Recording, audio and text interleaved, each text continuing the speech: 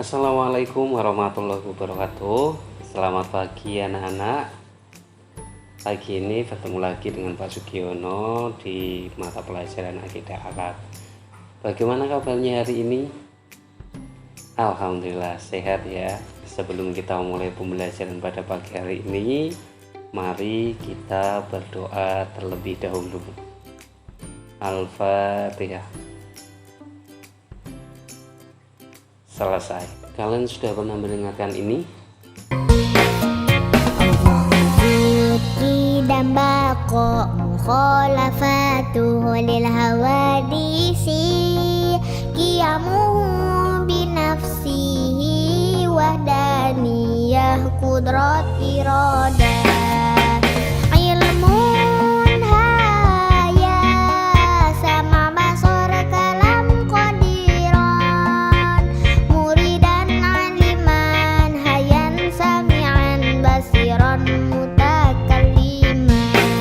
Ada yang tahu itu apa tadi? Benar sekali, sifat wajib Allah ada 20. Pagi hari ini kita akan membahas tentang sifat-sifat Allah. Ada yang tahu ada berapa sifat Allah itu? Benar sekali, sifat Allah ada 3. Yang pertama adalah sifat wajib, yang kedua sifat mustahil, yang ketiga sifat jaiz. Apa sih sifat wajib itu? Sifat wajib adalah sifat yang pasti dimiliki oleh Allah. Tidak ada makhluk lain yang memilikinya. Itu namanya sifat wajib Allah. Kemudian sifat wajib Allah itu dibagi menjadi 4. Yang pertama sifat nafsiyah, yang kedua sifat salbiyah, yang ketiga sifat ma'ani, dan yang keempat sifat maknawiyah. Kita akan membahas yang pertama dulu, sifat nafsiyah. Apa sih sifat nafsiyah itu? Sifat nafsiyah adalah sifat yang berkenaan dengan zat Allah dan hanya ada satu, yaitu wujud. Kalian yakin Allah itu ada? Yakin ya? Nah, Allah itu ada atau Allah itu wujud dapat dibuktikan dengan keberadaan alam raya. Kita berkeyakinan kalau alam raya ini ada yang menciptakan, artinya tidak dengan sendirinya tiba-tiba ada. Maka Allah lah yang menciptakan alam semesta ini. Yang kedua adalah sifat salbiyah. Sifat salbiyah adalah sifat yang harus ada pada Allah sebagai bukti keberadaan dan kesempurnaannya yang meniadakan sifat lainnya. Nah, sifat salbiyah ini ada 5, yaitu yang pertama qidam, baqa, mukhalafatul lil hawadisi, qiyamuhu binafsihi, dan wahdaniyah. Qidam artinya terdahulu. Terdahulu ini diartikan bahwa Allah itu tidak berawal dan tidak berakhir. Sebelum ada alam semesta ini, pasti sudah ada yang terdahulu. Siapa yang terdahulu? Yaitu Allah Subhanahu wa Ta'ala. Kemudian baqa itu artinya kekal. Apa sih kekal itu? Allah tidak berawal dan tidak berakhir.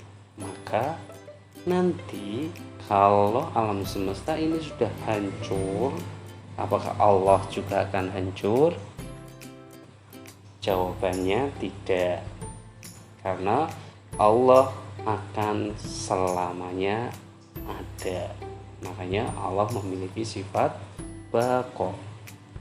Yang ketiga adalah mukhalafatul lil hawadisi.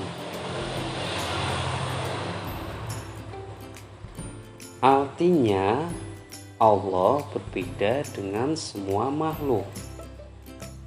Kalian yakin Allah itu berbeda dengan makhluknya? Harus yakin kalau Allah itu berbeda dengan makhluknya. Allah dengan segala kesempurnaannya, Allah itu tidak mungkin sama dengan makhluknya. Allah yang menciptakan. Kita sebagai makhluk adalah ciptaan dari Allah. Tidak mungkin kita yang diciptakan Allah itu sama dengan Allah yang menciptakan kita. Kemudian yang selanjutnya adalah qiyamuhu binafsihi. Artinya berdiri sendiri. Allah berdiri sendiri, tidak bergantung pada siapapun. Tidak kalau kita bergantung. Kalian sebagai anak bergantung kepada orang tua, minta uang, minta apa saja. Kamu sebagai manusia juga bergantung kepada Allah, meminta semuanya kepada Allah. Apakah Allah meminta bantuan pada orang lain atau yang lainnya? Tidak, Allah berdiri sendiri atau independen. Allah tidak membutuhkan siapapun. Selanjutnya, wahdaniyah, yang Maha Esa. Allah itu satu, tidak ada yang lain. Kalian yakin Allah itu satu atau ada yang lain? Terus bagaimana kalau Allah itu ada dua? Benar sekali, Allah itu satu, tidak ada yang lain. Bagaimana kalau ada Tuhan selain Allah? Maka nanti Tuhannya akan memiliki kepentingan masing-masing. Bisa saja Tuhannya saling bertengkar, kemudian alam semesta ini akan hancur. Maka Allah itu satu, qul huwallahu ahad. Itu tadi sifat salbiyah. Yang selanjutnya adalah sifat ma'ani, yaitu sifat wajib bagi Allah yang dapat dilogika oleh akal manusia dan dirasakan oleh panca indera, sehingga keberadaannya bisa diyakinkan kepada orang lain. Sifat ma'ani ini jumlahnya ada 7. Yang pertama adalah qudrah atau qudrat, yaitu kekuasaan Allah tidak terbatas atas apapun. Dia berkuasa menciptakan, memelihara, dan menghancurkan tanpa melibatkan kekuasaan yang lain.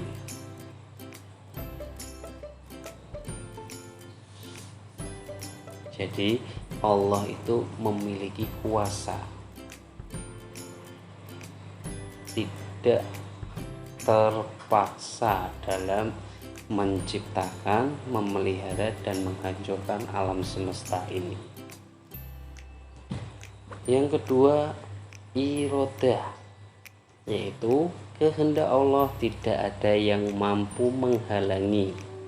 Manusia tidak dapat menolak apabila Allah berkehendak atas segala sesuatu terhadap diri mereka.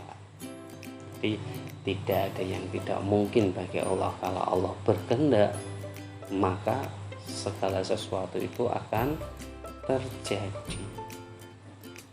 Selanjutnya adalah ilmu. Allah Subhanahu wa ta'ala mengetahui segala hal yang terkait dengan ciptaannya. Kalian bisa membayangkan ketika kalian membuat sebuah robot, kalian sudah pasti tahu apa saja yang ada pada robot itu, kelemahannya apa, kelebihannya apa, karena kalian yang membuat. Sama halnya dengan Allah. Allah yang menciptakan alam semesta ini. Jadi Allah tahu segalanya. Seluk-beluk yang ada di alam semesta ini Allah tahu. Bahkan bagian alam semesta ini yang tidak diketahui oleh manusia, Allah tahu segalanya. Karena Allah Maha mengetahui. Manusia bisa mengetahui enggak? Manusia memiliki pengetahuan, tetapi terbatas. Sedangkan Allah tidak memiliki keterbatasan apapun. Selanjutnya yaitu hayat. Zat yang kekal hidup dan tidak pernah mati, hanya Allah Subhanahu wa Ta'ala. Manusia akan silih berganti, mati, diganti yang baru, sampai nanti akhirnya ada kiamat. Apakah nanti Allah akan mati juga? Jawabannya tidak. Allah Maha Hidup. Allah akan hidup selama-lamanya. Yang selanjutnya adalah sama. Allah mendengar semua yang ada di alam ini, dari yang tampak sampai yang tidak tampak, dari yang dekat sampai yang jauh. Bahkan suara hati yang tidak diucapkan, Allah bisa mendengarnya. Manusia bisa mendengar deh? Bisa. Tetapi pendengaran manusia sangat terbatas. Tetapi Allah tidak memiliki batasan sama sekali dalam pendengaran. Makanya Allah akan selalu mendengar apa saja. Yang selanjutnya basor, yang maha melihat. Apapun yang ada di alam semesta ini, tidak ada yang tidak dilihat oleh Allah Subhanahu wa Ta'ala. Ada ndak yang bisa menyebutkan tempat yang paling aman di alam semesta ini untuk bersembunyi dari Allah Subhanahu wa Ta'ala? Benar sekali, kita tidak mungkin bisa sembunyi dari Allah Subhanahu wa Ta'ala. Apapun yang kita lakukan, Allah pasti melihat kita. Bahkan ketika kita melakukan sesuatu di belakang seseorang dan seseorang tersebut tidak mengetahui apa yang kita lakukan, Allah mengetahui apa yang kita lakukan. Yang terakhir adalah kalam. Allah berbicara melalui firman-firman-Nya berupa wahyu. Apa wahyu dari Allah buat manusia? Yaitu Al-Quran. Allah berbicara dengan kita melalui apa? Melalui firman Allah, yaitu Al-Quran. Makanya Al-Quran menjadi pedoman umat Islam dalam menjalankan kehidupan. Selanjutnya sifat ma'nawiyah, yaitu kelaziman dari sifat ma'ani. Sifat ma'nawiyah tidak bisa berdiri sendiri, sebab setiap ada sifat ma'ani tentu telah didefinisikan sebagai sifat yang ada pada sesuatu yang disifati, yang otomatis menetapkan suatu hukumnya padanya. Maka sifat ma'nawiyah merupakan hukum tersebut.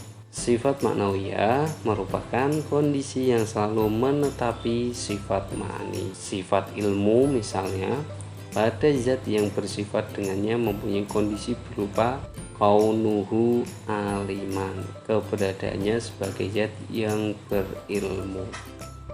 Jadi sifat ma'nawiyah juga ada 7 sebagaimana sifat ma'ani. Apa saja? Yaitu sifat qadiron, berkuasa, muridan, berkehendak, aliman, mengetahui, hayan, maha hidup, sami'an, mendengar, basar, melihat, kemudian yang terakhir adalah mutakaliman. Kita simpulkan lagi, sifat wajib Allah ada 20. Sifat wajib Allah dibagi menjadi 4 kelompok. Yang pertama nafsiyah, salbiyah, ma'ani, dan ma'nawiyah. Sampai sini dulu pembahasan tentang sifat wajib Allah. Untuk pertemuan selanjutnya kita akan membahas tentang sifat mustahil Allah dan sifat jaiz Allah. Jika ada yang ingin ditanyakan atau masih belum paham, bisa komen di bawah. Sekian pertemuan pada pagi hari ini. Semoga kita selalu diberikan kesehatan dan keselamatan oleh Allah Subhanahu wa taala. Mari kita tutup dengan bacaan hamdalah bersama. Alhamdulillahirabbil alamin. Kurang lebihnya saya mohon maaf. Akhirul kalam. Wassalamualaikum warahmatullahi wabarakatuh.